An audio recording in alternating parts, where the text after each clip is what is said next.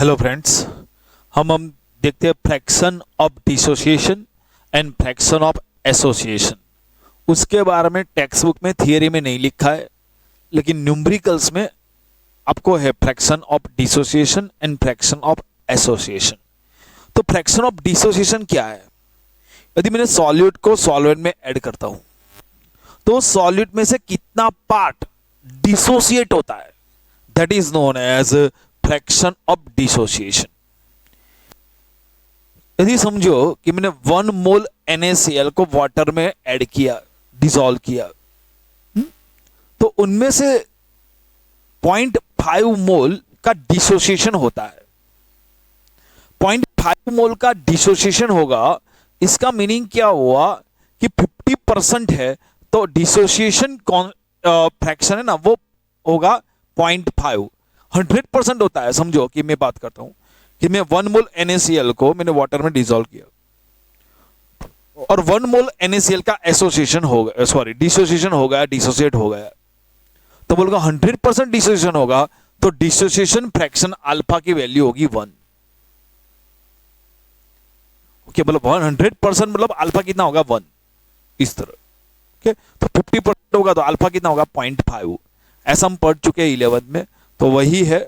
और एक क्वेश्चन मैंने आपको लास्ट लेक्चर में ले लिया था, तो देखो, it is the fraction of molecule that have dissociated in the solution. तो हमने मॉलिक्यूल का जितना फ्रैक्शन डिसोसिएशन होता है that is known as fraction of dissociation. Fraction of dissociation is denoted by alpha, हम उसको अल्फा से डिनोट करते हैं और उसकी फॉर्मूला है fraction of dissociation is equal to alpha is equal to I-1 upon N-1। आपको ये फॉर्मूला याद रखनी है। ये फॉर्मूला किस तरह बनाई गई है वो भी हमने लास्ट लेक्चर में देखा था। ये फॉर्मूला किस तरह बनी है तो आपको याद कर लेना है। इसमें I क्या है, वांट ऑफ फैक्टर, और N क्या है, number of ion produce due to dissociation. Dissociation होने से कितने नंबर ऑफ पार्टिकल प्रोड्यूस होते हैं, नंबर ऑफ आयन प्रोड्यूस होता है, that is known as N। अब देखते हम एसोसिएशन के बारे में। हमने लास्ट लेक्चर में डिसोसिएशन देख लिया था, एसोसिएशन नहीं देखा था, तो आप आज के लेक्चर में एसोसिएशन देख लीजिए। पहले जो याद करना है ना वो याद कर लेते हैं। तो देखो, it is the fraction of molecule that have associated. तो यहां पे डिसोसिएटेड लिखा है, यहां पे एसोसिएटेड लिखा है। तो fraction of association is denoted bye X, लेकिन कई रेफरेंस बुक में अल्फा भी लिखा है। हमारी टेक्स्ट बुक में, NCERT की टेक्स्ट बुक में न्यूमेरिकल्स में अल्फा लिखा है, तो हम X लिखेंगे। उसकी फॉर्मूला क्या होगी, तो यहां जो फ्रैक्शन ऑफ डिसोसिएशन की जो फॉर्मूला है जिसमें N ना, तो in place of N 1 upon N कर लो, बाकी सब डिट्टो टू डिट्टो। तो फॉर्मूला याद रह जाएगी I-1 upon 1 minus N minus. अभी ये याद कर लो, अभी मैं नेक्स्ट में आपको बताता हूं कि फॉर्मूला किस तरह बनती है। Where I is equal to van't Hoff factor और N क्या है, नंबर ऑफ पार्टिकल एसोसिएटेड, कि कितने पार्टिकल, कितने मॉलिक्यूल एसोसिएट होता है ना, वो लिखना है N। आपको ये फॉर्मूला याद कर लेनी है। ओके, ये फॉर्मूला कैसे बनती है वो मैं आपको पढ़ा रहा हूं, लेकिन एग्जाम में सिलेबस में नहीं है, मतलब एग्जाम में आएगा नहीं कि ये फॉर्मूला किस तरह बनता है। ओके, लेकिन आपको एक्सप्लेन कर लेता हूं। फॉर एसोसिएशन डाइमराइजेशन, डाइमराइजेशन मतलब 2 पार्टिकल कंबाइन होके एक बनता है। अब देखो, 2 पार्टिकल कंबाइन होके एक बनता है मतलब डाइमराइजेशन होता है। तो देखो, 2A पार्टिकल, एक के 2 पार्टिकल एक दूसरे से कंबाइन होके A2 बनाते हैं। देखो, बिफोर एसोसिएशन मैं गेस कर लेता हूं कि उसके A पार्ट मोल है, ये तो होगा ही नहीं। अब मैं बोलता हूं कि अब मैंने यहां पे अल्फा लिया है, क्योंकि कई रेफरेंस बुक में अल्फा लिया, तो आप कंफ्यूज ना हो इसलिए। आप चाहो तो X लेना चाहे तो X ले लो, कोई प्रॉब्लम नहीं है। आपको यहां पे X लेना चाहते तो X ले लो, आप यहां पे AX लेना चाहते तो AX ले लो, या जो चाहे वो ले लो, कुछ प्रॉब्लम नहीं है। ओके, मैंने अभी A अल्फा लिया है, जिस तरह डिसोसिएशन में लिया था उसी तरह। तो देखो, यदि A अल्फा का डिसोसिएट होता है तो बचेगा कितना, इनिशियली कितना था A, सॉरी एसोसिएशन होता है A अल्फा का, तो बच्चा कितना A था, A अल्फा कंज्यूम हो गया, तो बच्चा कितना A माइनस A अल्फा। अब देखो, यदि ये 2 मोल डिसोसिएट होता है, सॉरी एसोसिएट होता है, 2 मोल एसोसिएट होने में से दो में से कितने बन जाएंगे? एक। तो 2 मोल कंज्यूम होंगे, मतलब 2 मोल एसोसिएट होंगे तो 1 मोल बनेगा। तो ए अल्फा, दो एसोसिएट होता है तो 1 बनता है, तो ए अल्फा कंज्यूम होगा तो कितना बनेगा? ए alpha by 2।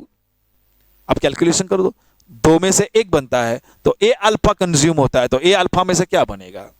A alpha by 2। अब देखो टोटल मोल बिफोर एसोसिएशन कितने हैं? ए, यहां पे कुछ भी नहीं है तो ए प्लस 0 कितना होगा? ए। अब देखो आफ्टर एसोसिएशन, यहां पे ए माइनस ए अल्फा है प्लस ए अल्फा बाई 2, दोनों का समेशन कर लो, तो a minus a alpha plus a alpha by 2, तो यहां पे आ जाएगा माइनस ए अल्फा बाई 2, एक कॉमन निकाल दो, 1 माइनस अल्फा बाई 2। अब देखो वन टॉप फैक्टर आई, तो वन टॉप फैक्टर आई क्या होगा? Total number of mole after association, तो total number of mole after association कितना है? A 1 minus alpha by 2 upon total number of mole before association कितना है? ए कैंसल आउट, तो आई is equal to क्या होगा? 1 minus alpha by 2। If 100% association take place तो alpha 1 होगा। नॉर्मली हम एक्स बोलेंगे एसोसिएशन के लिए, डिसोसिएशन के लिए अल्फा बोलते हैं, लेकिन कई रेफरेंस बुक में लिखा है तो मैंने आपको एक बार प्रैक्टिस करवा लेता हूं इस तरह भी। इफ 100% एसोसिएशन होगा तो अल्फा कितना होगा? 1। Put value of alpha is equal to 1 here, तो 1 माइनस 1 बाई 2, 1 बाई 2। आप इस तरह भी डायरेक्ट कर सकते हो। यदि 100% एसोसिएशन होता है, इफ 100% एसोसिएशन होता है तो देखो आफ्टर एसोसिएशन कितने बनेंगे? 1। बिफोर एसोसिएशन कितने थे? 2, तो 1 बाई 2 डायरेक्ट लिख सकते हो। लेकिन एक डायरेक्ट कब लिख सकते हो? जब 100% होता है तब। 100% नहीं होता है तो आपको इस तरह करना पड़ता है, लेकिन हम तो डायरेक्ट फॉर्मूला अप्लाई कर देंगे। अब तो पढ़ा रहा हूं आपको, सिर्फ देखो ट्राइमराइजेशन।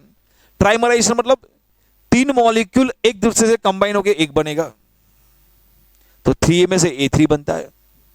तो देखो बिफोर एसोसिएशन, उसके मैंने बोलता हूं ए मॉलिक्यूल है तो ये तो होगा ही नहीं। अब मैं बोलता हूं एसोसिएशन ए अल्फा का हो रहा है, तो इनिशियली ए था, ए अल्फा का एसोसिएशन हो गया तो बचा कितना? ए माइनस ए अल्फा। अब देखो ए 3 मोल कंज्यूम होता है तो 1 मोल बनता है, तो ए अल्फा कंज्यूम होगा तो कितना बनेगा? ए अल्फा बाई 3। समझ में आ गया? क्रॉस कर लो, 3 मोल का एसोसिएशन होगा तो 1 मोल बनता है, तो ए अल्फा का एसोसिएशन होगा तो कितना बनेगा? तो a alpha multiply by 1 divided by 3। अब देखो total number of mole before association a plus 0 a, total number of mole after association तो a minus alpha plus a alpha by 3। इसका कैलकुलेशन कर लो तो minus 2 a alpha by 3, a common निकाल दो तो ए माइनस 2 बाई 3 अल्फा। अब देखो आई निकालना है, तो आई की फॉर्मूला क्या है? Total number of mole after association, तो आफ्टर एसोसिएशन कितना है? A 1 minus 2 by 3 alpha upon total number of mole before association a cancel, तो van't Hoff factor i is equal to 1 minus 2 by 3 alpha. Okay, if 100% association take place, if 100% association take place then alpha is equal to 1, तो put alpha is equal to 1 here, तो क्या होगा? 1 minus 2 by 3, calculation करो तो 1 by 3। तो आप direct भी लिख सकते हो, if 100% association take place then number of particle, मतलब 100% मतलब इक्वेशन हो जाएगा, number of particle after association 1 upon total कितने हुए? कंबाइन हुए 3, तो 1 बाई 3। अब डायरेक्ट इस तरह भी लिख सकते हो। अब देखो उससे एक फॉर्मूला बनाई कि I is equal to 1 plus 1 by n minus 1 alpha. आपको चेक करना है तो कर सकते हो।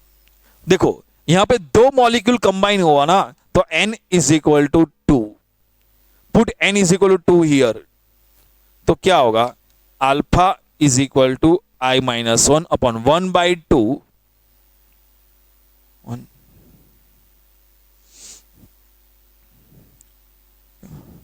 तो क्या होगा? हाँ, n इज इक्वल टू आपने 2 रख दिया तो 1 बाई 2 माइनस 1, तो क्या होगा? Minus 1 by 2।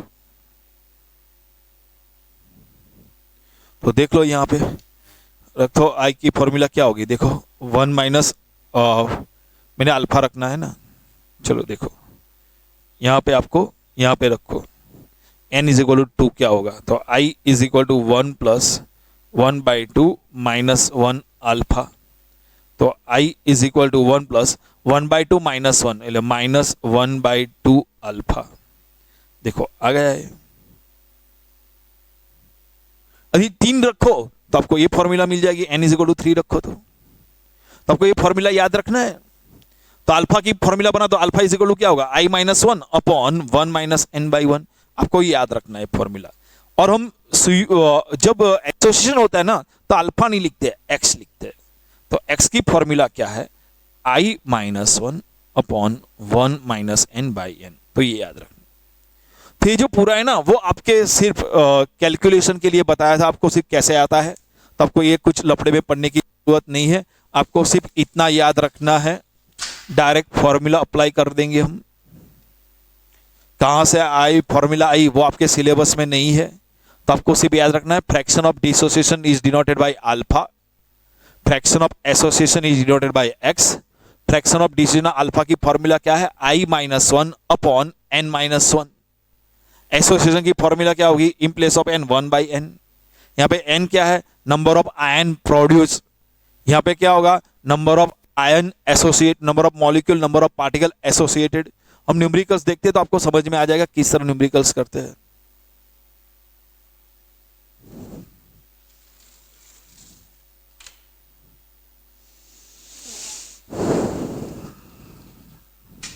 चलो देखते हैं,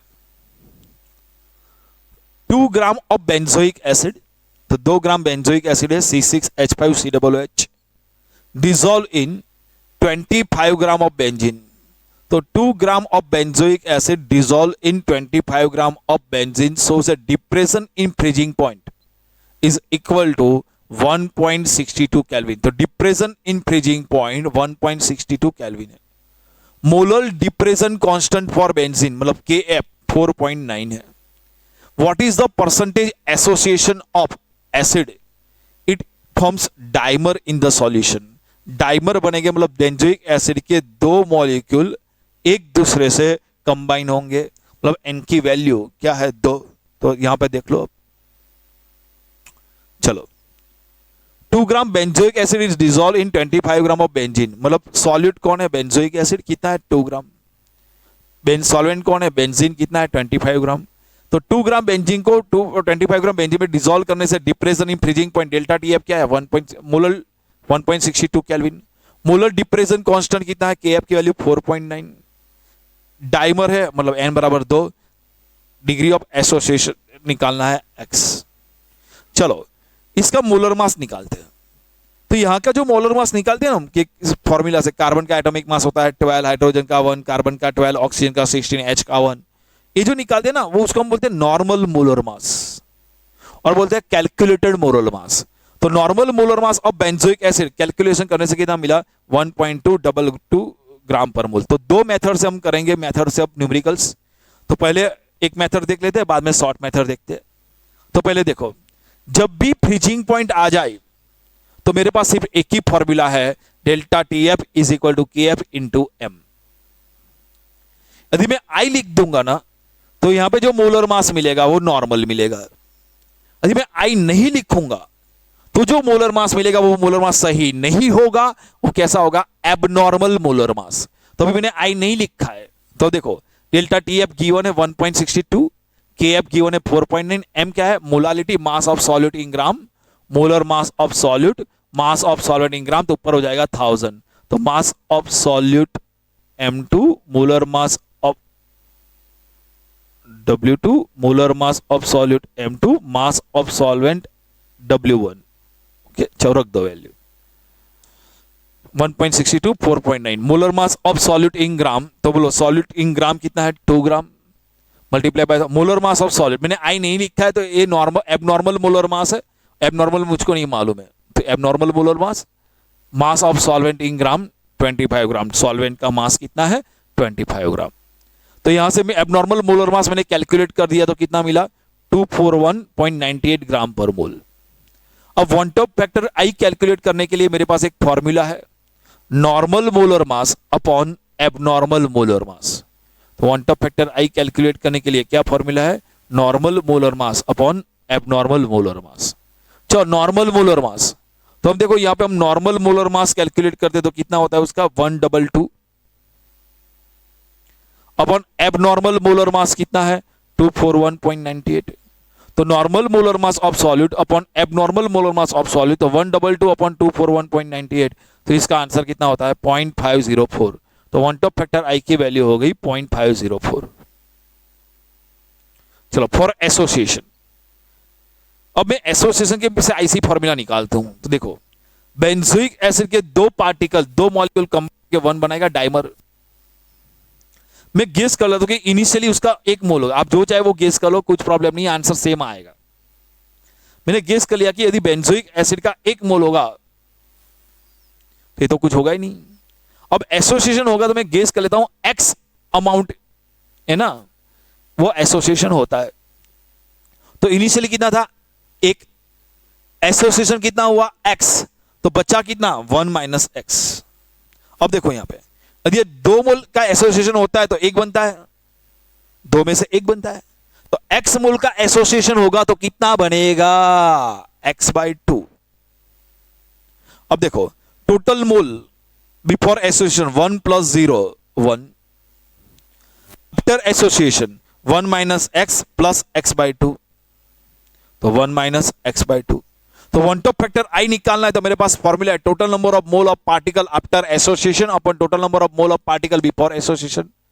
total number of mole of particle after association कितना है 1 minus x/2 upon total number of particle before association 1, तो 1 माइनस x/2 हो गया। इक्वेशन 1 बोलता है आई की वैल्यू है 0.504, इक्वेशन 2 है आई की वैल्यू है 1 माइनस x/2, दोनों को कंपेयर करते हैं तो i is equal to 1 minus x/2, I की वैल्यू रख देते हैं 0.504। यहां से x का कैलकुलेशन करने से मिलता है 0.992, यहां से फ्रैक्शन मिलता है। यदि हमको परसेंटेज पूछना है, डिग्री निकालनी है, तो मल्टीप्लाई बाय 100 कर दो, तो उसको मल्टीप्लाई बाय 100 कर देते हैं तो degree of association of benzoic acid is multiply by 100 99.2%। चलो इन न्यूमेरिकल्स में कुछ प्रॉब्लम है तो हमने पहले क्या किया न्यूमेरिकल्स में वो सोच लो पहले। तो देखो पहले जो प्रॉब्लम में गिवन थे वो सबने लग दिया। अब हमने किया कि delta T F is equal to K F into M, मैंने आई नहीं लिखा, मतलब यहाँ पे जो मोलर मास मिलेगा वो एबनॉर्मल मोलर मास होगा, और नॉर्मल मोलर मास हम कैलकुलेट कर सकते हैं, तो normal molar mass upon abnormal molar मास से मैंने आई कैलकुलेट कर दिया। फॉर एसोसिएशन मैंने पार्टिकल लिख दिए, उससे आई की वैल्यू निकाल दी, दोनों को कंपेयर कर लिया, आंसर मिल गया। अब देखो दूसरी मेथड में मैं क्या करता हूं, मैंने आई लगा देता हूं, तो मेरे पास formula delta T F is equal to K F into M into i. अब मुझको यहां पे मोलर मास मिलेगा, वो कैसा होगा नॉर्मल मोलर मास, तो delta T F is equal to K F into M, mass of molality, mass of solute, molar mass of solute, mass of solvent in gram upon 1000 multiply by i. तो delta T F depression in freezing point आपको given है कि 2 gram benzoic acid dissolve in 25 gram benzene, depression in freezing point 1.62, आपको given है molar depression constant 4.9 है, mass of solid 2 gram benzoic acid है multiply by 1000 molar mass of solid. तो यहाँ पे मोलर मास होगा वो कैसा होगा abnormal molar mass, sorry normal i लिखा है ना, आई लिख के तो क्या होता है नॉर्मल मोलर मास। तो नॉर्मल मोलर मास तो हमने यहाँ पे कैलकुलेट कर सकते हैं ना, बेंजोइक एसिड का नॉर्मल मोलर मास, तो बेंजोइक एसिड का नॉर्मल मोलर मास कितना है 122, तो अब यहाँ पे वैल्यू रख देंगे, तो आई रख दिया है तो समझ लो ना, आई रखते तो नॉर्मल मोलर मास हो जाता है, तो normal molar mass 122, mass of solvent 25, तो आई का मुझको कैलकुलेट करने से मिल गया 0.505। तो 2 स्टेप वहां पे कर रहे थे पहले न्यूमेरिकल्स में, पहली मेथड में, यहां पे दोनों स्टेप एक साथ हो गए। अब देखो फ्रैक्शन ऑफ एसोसिएशन के लिए एक्स निकालने के लिए मेरे पास तो फॉर्मूला है i-1 अपॉन 1 माइनस n-1, तो मैं यहां पे डायरेक्ट फॉर्मूला अप्लाई कर दे दूंगा। अब मैं डायरेक्ट फॉर्मूला अप्लाई कर देता हूं, तो देखो आई क्या है वन टॉप फैक्टर मालूम है 0.504, n क्या है नंबर ऑफ एसोसिएटेड पार्टिकल, यहां पे कितने एसोसिएशन होते हैं 2 पार्टिकल कंबाइन होते हैं, तो n बराबर कितना हो जाएगा 2, तो देखो आई की value one Hoff factor 0.504 -1, n की वैल्यू 2 रख दो 1/2 -1, कैलकुलेशन करने से x मिल जाता है। तो अब देखो अब कौन सी मेथड अप्लाई करो, आपको तो सेकंड मेथड बहुत अच्छी लगेगी, शॉर्ट मेथड है। तो 2 मार्क का क्वेश्चन हो जाए तो ये मेथड अप्लाई कर दो, 4 मार्क का क्वेश्चन हो जाए तो आप पहली मेथड अप्लाई करोगे, 4 मार्क्स में आप इतना लिखेंगे तो बोलेंगे यार इतने में कम कर दिया। तो कितने मार्क्स के हिसाब से आपको एग्जाम में लिखना है। 3 मार्क्स का हो तो क्या करें, तो आपके पास कितना टाइम है वो देख लो, आपके पास जितना टाइम है उसके हिसाब से लिखो, टाइम ज्यादा है तो वो लिखो, टाइम कम है तो ये मेथड अप्लाई करो। ओके, तो इतना कर लेना अच्छी तरह। नेक्स्ट लेक्चर में हम और फ्रैक्शन ऑफ एसोसिएशन और डिसीजन के न्यूमेरिकल्स देखेंगे तो आपको समझ में आ जाएगा। ओके, मिलते हैं नेक्स्ट लेक्चर।